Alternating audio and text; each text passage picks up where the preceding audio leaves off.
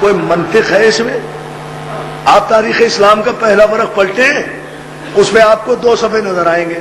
پہلے پر لکھا ہوا حضرت ابو سفیان رضی اللہ تعالیٰ عنہ. سنیں نا، سنیں، یہ تاریخ بتا رہا ہوں. اسٹوڈنٹ بیچارہ کہاں جائے، جلدی سے پڑھتا ہے. کون تھے یہ صاحب؟ ان کا نام یہ تھا، ان کے باپ کا نام حرب تھا، ان کی ساری زندگی گزر گئی دشمنی اسلام میں. ساری زندگی رسالت کے دشمن رہے، نبوت کے دشمن رہے، اسلام کے دشمن رہے، دین کے دشمن رہے، قرآن کے دشمن رہے، ایمان کے دشمن رہے، مسلمان کے دشمن رہے، شریعت کے دشمن رہے. جو مسلمان ہوتا رہا ان کے دشمن رہے. رسول اللہ کو وصیتیں دی، راستے میں کانٹے بچھائے، بدر میں مقابلے میں آئے، احد میں مقابلے میں آئے، 40 جنگوں میں رسول کے مقابلے میں آتے رہے. ہر جنگ میں ساتھ سپہ سالاری کی، ہر قدم پر اسلام کی مخالفت کی. ابو سفیان دشمن اسلام، دشمن دین، دشمن رسول، دشمن قرآن، دشمن شریعت، دشمن صحابہ، دشمن مسلمان، دشمن ایمان، ساری باتیں. بٹ 100% مسلمان.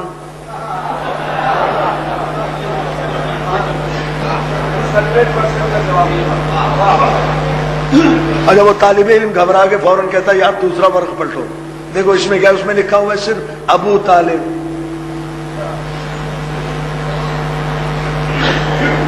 رئیس مکہ، سردار مکہ، وارث انبیاء، بعزت البلد، محسن رسالت، رسول کی حفاظت کی، رسول کی مدد کی، شمع رسالت کے پروانے رہے، اپنی اولاد تک کو قربان کرنے پر آمادہ رہے، ساری دنیا کی مخالفتیں مول لی، نبوت کا قدم قدم پہ ساتھ دیا. بٹ 100% کافر.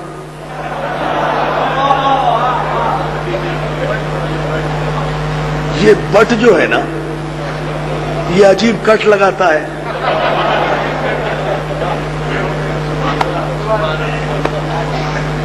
پڑھی دیں. اچھا تھک گئے نا دوستو؟ اچھا ماشاءاللہ. تو پھر جملہ سن لیں آپ. اب یہ تاریخ کا طالب علم بیچارہ پریشان ہو جاتا ہے، بھئی یہ کون سا اسلام ہے جس میں رسول کی دشمنی کرنا ایمان، رسول کی حفاظت کرنا کفر. بڑے اطمینان سے تاریخ کا مورخ لکھ دیتا ہے ابو سفیان ماتا مسلمہ، ابو طالب ماتا کافرہ.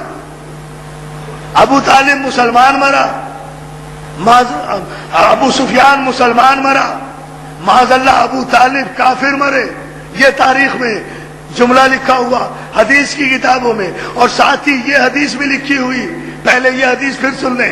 ابو سفیان ماتا مسلمہ، ابو سفیان ماتا مسلمہ، ابا طالب ماتا کافرہ. ابو طالب کافر مرے، ابو سفیان مسلمان مرا. اس کے نیچے ہی حدیث لکھی ہوئی کل مولود یولد علی فطرت الاسلام. ہر بچہ فطرت اسلام پر پیدا ہوتا ہے، اس کے پالنے والے اسے اپنے جیسا بنا دیتے ہیں.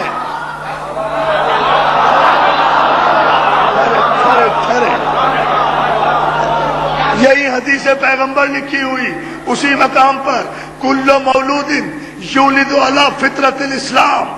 ہر بچہ فطرت اسلام پر پیدا ہوتا ہے. یہ اللہ کے عدل کا تقاضا ہے کہ ہر ایک کی فطرت میں اسلام رکھے، پھر اس کے پالنے والے، اس کے پرورش کرنے والے، اس کے تربیت کرنے والے اپنے جیسا بنا دیتے ہیں.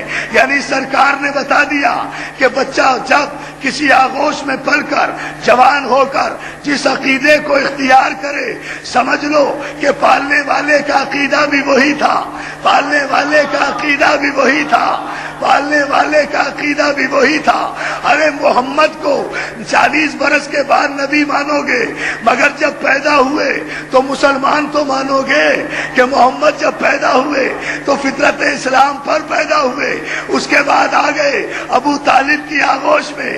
اب ابو طالب کی آغوش سے پل کر جوان ہونے والا یہ بچہ اگر کوہ ابو قبیس کی بلندی پر چڑھ کر آواز دے کہ ایھا الناس قولوا لا الہ الا اللہ تفلحوا، اے لوگو لا الہ الا اللہ کا اقرار کرو تو پھر تسلیم کر لو کہ ہر بچہ فطرت اسلام پر پیدا ہوتا ہے، پالنے والے اپنے جیسا بنا دیتے ہیں۔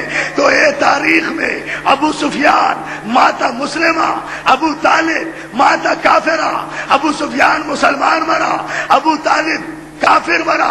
تمہیں بھی قسم ہے ابو سفیان کی اور اس کی نسل کی، اس حدیث کو، اس کی نسل کی قسم، اس حدیث کو یہیں رکھے دینا۔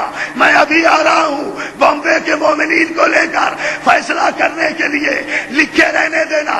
ابو سفیان ماتا مسلمہ، ابو طالب ماتا کافرہ، ابو سفیان مسلمان، ابو طالب کافر، مٹانا نہیں۔ میں یہ سارا مجمع لے کر ابھی اس حدیث کو علی کے نعرے سے اگر مٹا نہ دوں تو علی کا نام لینا لیوا نہ کہنا۔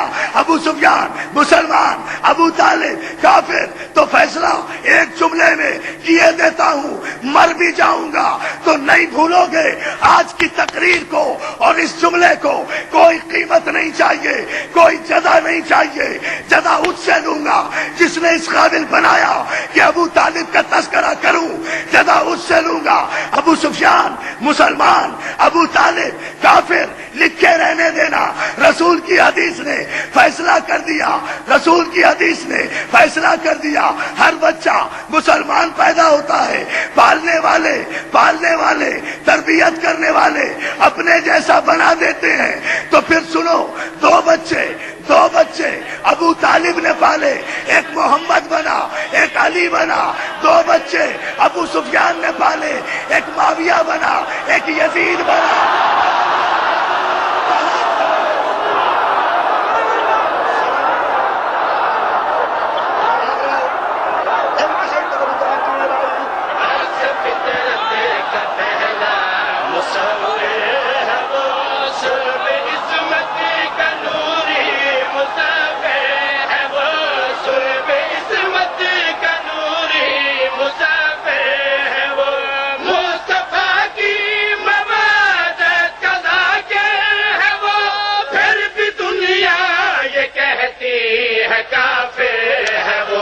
جس کے اس میں گرامی پہ قرآن